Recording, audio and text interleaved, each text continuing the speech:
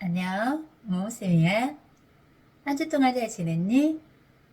선생님도 잘 지냈어. 저번에 전류와 전압에 대해서 알아봤잖아.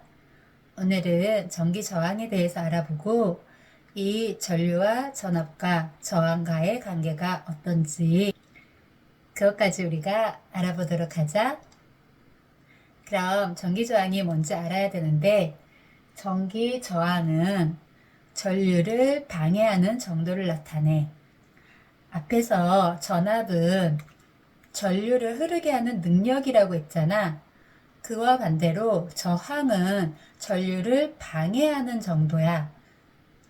전류가 잘 흘러가고 싶은데 저항이 와서 방해를 하는 거지. 전기 저항의 단위는 옴이고 우리가 이렇게 말발굽처럼 이런 모습으로 쓴 다음에 이것을 옴이라고 읽어. 옴. 전기 저항의 기호는 R이야. R. 저항이라는 영어 단어 있잖아. 레지스턴스. 거기서 R을 따와서 그러니까 기호는 영어라고 생각하면 돼. 영어. 우리는 기호보다 단위를 알아야겠지. 단위는 옴이야. 그래, 그러면은 다시 한번 복습해 볼까? 전류의 단위는 암페어였고 A라고 쓰고 우리가 암페어라고 읽었고 전압의 단위는 V라고 쓰고 볼트라고 읽었어.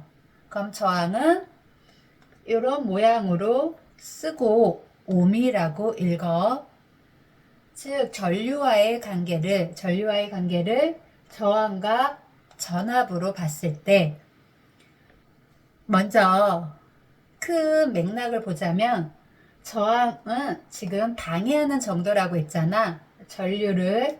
즉 전류는 누구와 관계가 있는데 전류는 전압과 저항과 관계가 있는데 즉 누구하고는 비례고 전압과는 비례고 저항과는 반비례 관계를 갖는 것이 전류야. 앞에서 전압은 전류를 흐르게 하는 능력이라고 했어. 그렇기 때문에 전압이 커지면 전류도 잘 흐를 거고 그러나 지금 저항은 전류를 방해하는 정도라고 했어. 즉 방해하는 힘이 커지면 전류는 잘 흘러가지 못하겠지. 이런 관계식을 우리는 옴의 법칙이라고 하는데 이거 하기 전에 먼저 우리는 저항에 대해서 조금 더 알아보자. 저항이란 즉 전류를 방해하는 정도로서 무엇이 많아지면 저항이 커질까? 즉 저항만 다시 갖고 왔을 때 선생님이 저항만 다시 갖고 올게. 저항은 또 누구와 관계가 있다? 저항은 어떤 도선에 선생님이 도선을 그려볼게. 도선에 전류가 흘러가고 싶어. 즉 전류가 흘러간다는 것은 전자의 흐름이잖아. 전하를 갖는 전자가 즉 이렇게 해서 마이너스 전자가 즉 흘러가고 있는데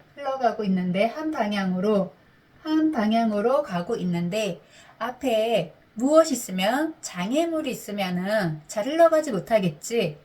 그 장애물을 우리가 원자라고 해보자. 원자가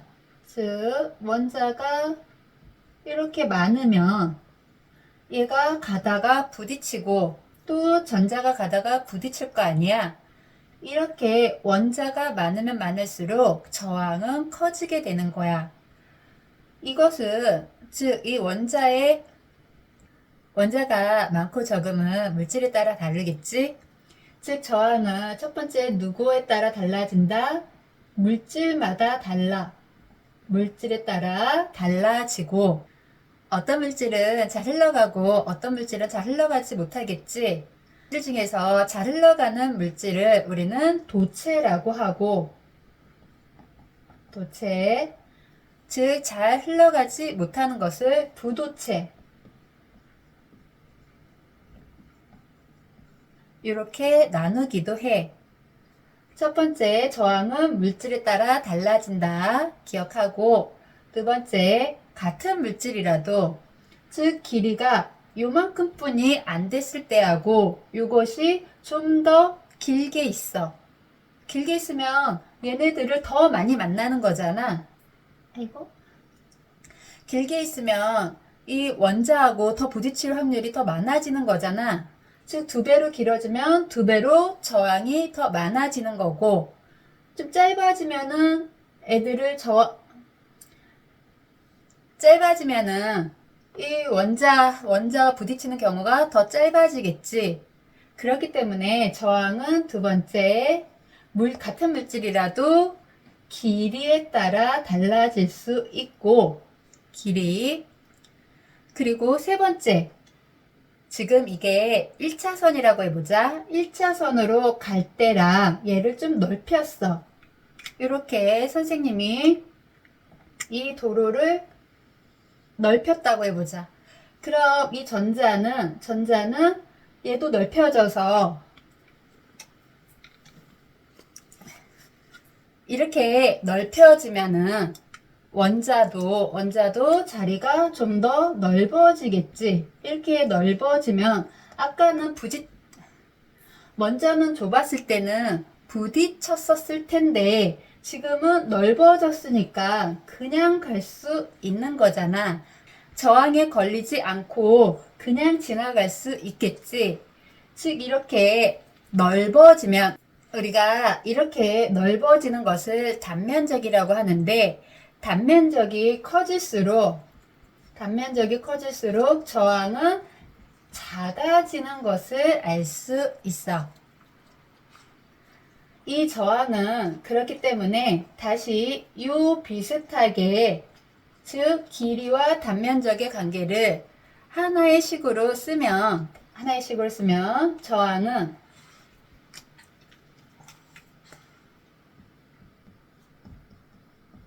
저항은 누구하고는 비례하고 길이하고는 비례하고. 선생님이 여기를 지울게. 선생님이 이 관계를 여기다 적으려고 했다가 너무 좁아서 여기를 지웠어. 그래서 이 관계를 다시 한번 간단한 식으로 적으면은 저항은 누구하고는 비례하고 이 표시는 비례 표시야. 즉 누구하고는 비례하고 길이가 길어지면은 저항은 커진다고 했어. 즉 같이 커지는 관계는 우리는 비례라고 해. 그래서 길이하고는 비례하고 무엇하고는 단면적이 커지면 저항은 작아져. 단면적이 커지니까 저항은 작아지더라. 즉 단면적하고는 반비례하는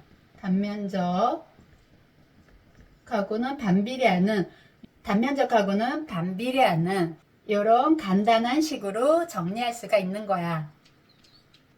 하나만 더 얘기하자면 지금은 부두체라고 잘 안하고 절연체라고도 얘기해. 절연체, 부두체 말고 절연체로 기억하자. 그럼 간단하게 문제 하나만 풀고 넘어가 볼까?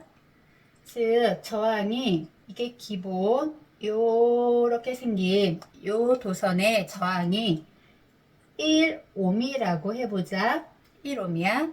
그런데 요 길이가 지금 1cm라고 할게. 1cm에 단면적도 이렇게 단면적 이렇게 해서 잘라보면 요게 단면적이 되겠지. 단면적도 1제곱 센티미터라고 할게. 1cm 단면적은 1제곱 센티미터. 이런 도선을 길게 늘렸어. 2배로 2cm가 됐습니다. 그러면 저항은 어떻게 될까? 그렇지. 저항은 길이가 2배가 됐으니까 저항도 2배로 커지겠지. 그래서 2옴이 되는 거야. 그래서 길이가 이렇게 2cm로 길어지면 2옴이 되는 건데, 그러니까 여기에 하나 더 보태서 키워보자. 단면적을 이렇게 2배로 같이 늘렸어. 단면적을 같이 늘렸으니까 단면적도 2배가 되고 길이도 2배가 됐으니까 저항은 그냥 그대로 1옴이 되는 거야. 이해가 되니? 요 식에다가 대입을 하면은 답을 찾기 어렵지 않을 거야. 문제 유형이 이렇게 나오기보다는 요 도선을 그대로, 이 도선을 그대로 일정하게 늘렸다. 일정하게 늘리면 즉 어떻게 되냐면은 길이는 늘어나지만 단면적은 작아지면서 이렇게 늘어나게 돼. 즉 여기 있는 부분이 이쪽으로 가는 거지. 단면적은 지금 여기다가 단면적은 얼마로 줄었다? 그치, 단면적은 2분의 1로 줄었고 길이는 아까처럼 2배로 커졌으니까 얘를 계산하면은 즉 저항은 어떻게 된다?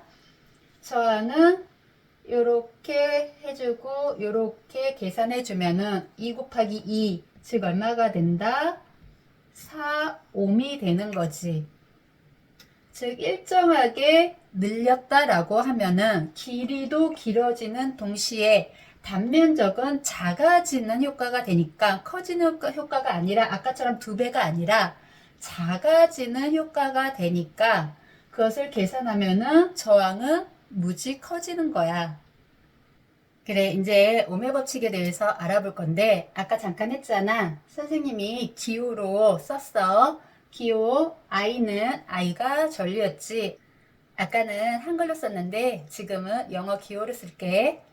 I는 R분의 V. 이거 잘 기억해야 돼. 즉 전류는 한글로 보면 아까와 똑같아. 저항분의 전압이다 라고 알면 되고 저항을 분모에다가 전압을 분자에다가 집어넣어서 계산하면 돼. 그럼 전류의 크기를 구할 수 있는 거거든. 여기서 파생돼서 식이 2개 더 만들어지지. 하나는 V만 남겨두고 이 분모가 이항되면은 곱하기로 가잖아. 그렇기 때문에 V는 IR, 즉 전압은 전류 곱하기 저항이 되는 거고, 즉 전압은 전류가 커도 저항이 커도 전압은 세진다는 것을 알 수 있고, 그리고 R은 즉 저항은 I분의 V, 즉 얘네들만 자리 바꿈 해주는 거지. 세 가지를 모두 다 계산할 줄 알아야 해. 그럼 여기서 그래프를 이해해 보자. 우리가 X축을 전압이라고 두고 Y축을 전류라고 두었을 때 전류 둘의 관계는 뭐라고? 즉 전압이 커질수록 전류가 커지더라. 즉 전압이 커질수록 전류도 커지는, 즉 이렇게 우상향하는 비례 그래프가 나와. 이 비례 그래프가 나오면 전압과 전류와의 관계구나 라고 알아두면 되고, 그럼 이번에는 저항과 전류와의 관계의 그래프는 전류, 즉 저항이 커지면 커질수록 선생님이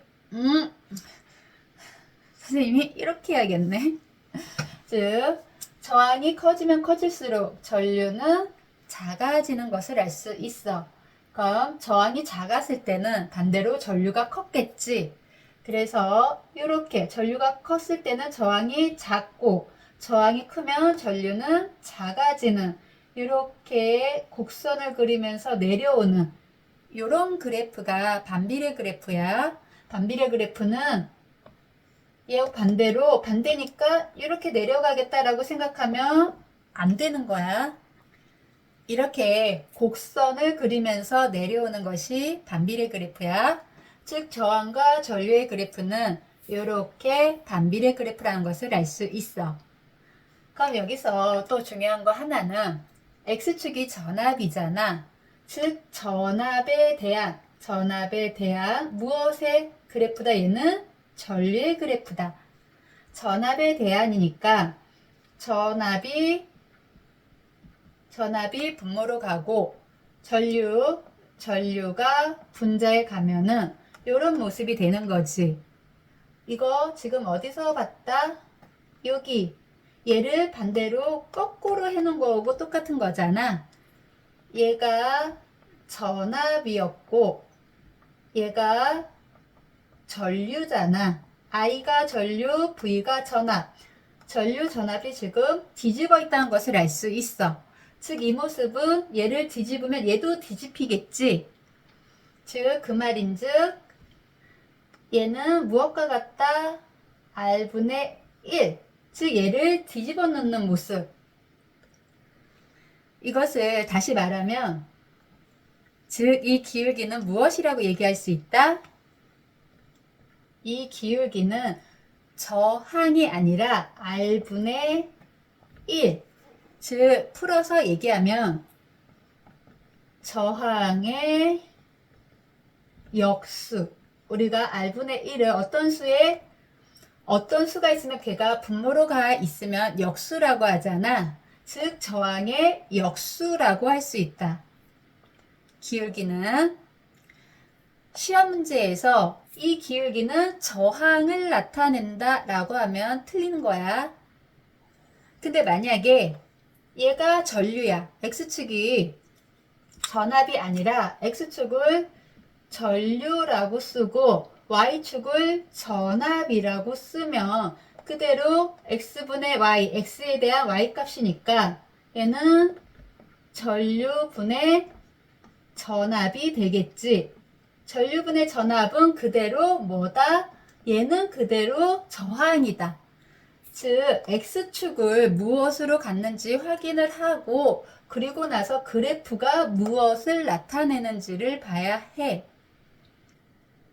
즉 X축이 전압인지 전류인지 Y축이 전류인지 전압인지 잘 보고 전류에 대한 전압인지 전압에 대한 전류의 그래프인지를 알아보고 나서 그리고 나서 그 기울기가 R인지 또는 R분의 1인지를 확인해야 돼. 은근히 헷갈리거든?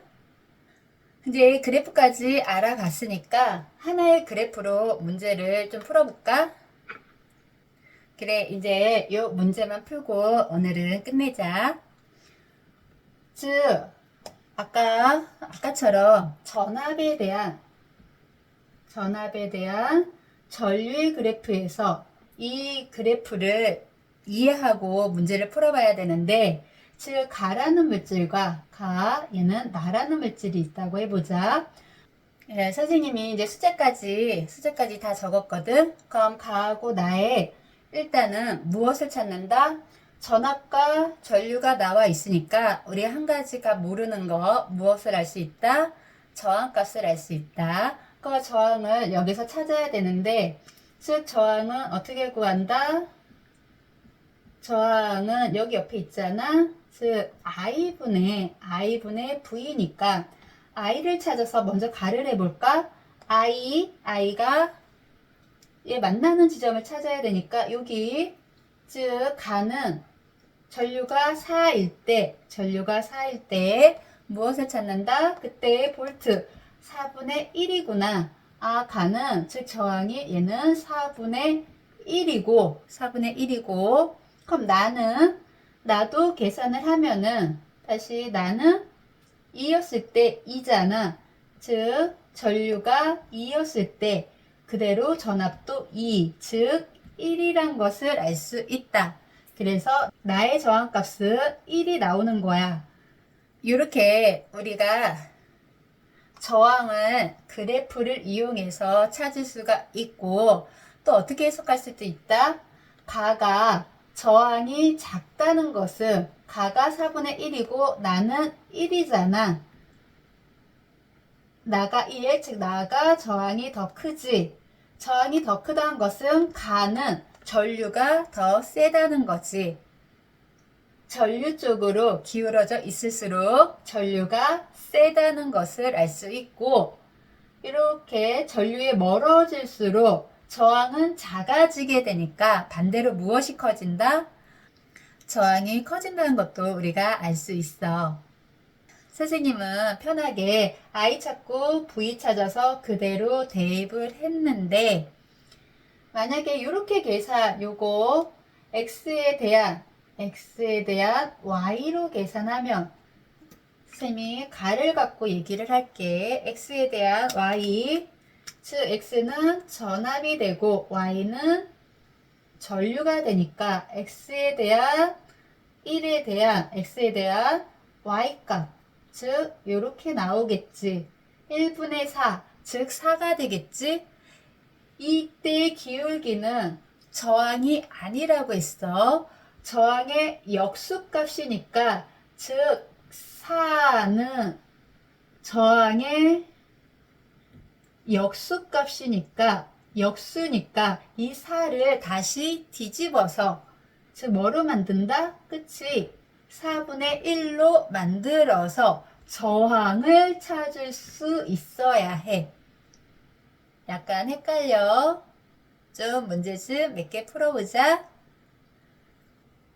다음 시간에는 오음의 법칙을 이용해서 저항이 직렬 연결과 병렬 연결되었을 때 어떻게 계산해야 되는지 제일 중요한 부분이거든. 그것에 대해서 알아보자. 오늘도 영상 보면서 공부하느라 정말 수고했어. 오늘은 앞에서 말했으니까 안 할게. 그래, 다음에 또 보자. 안녕.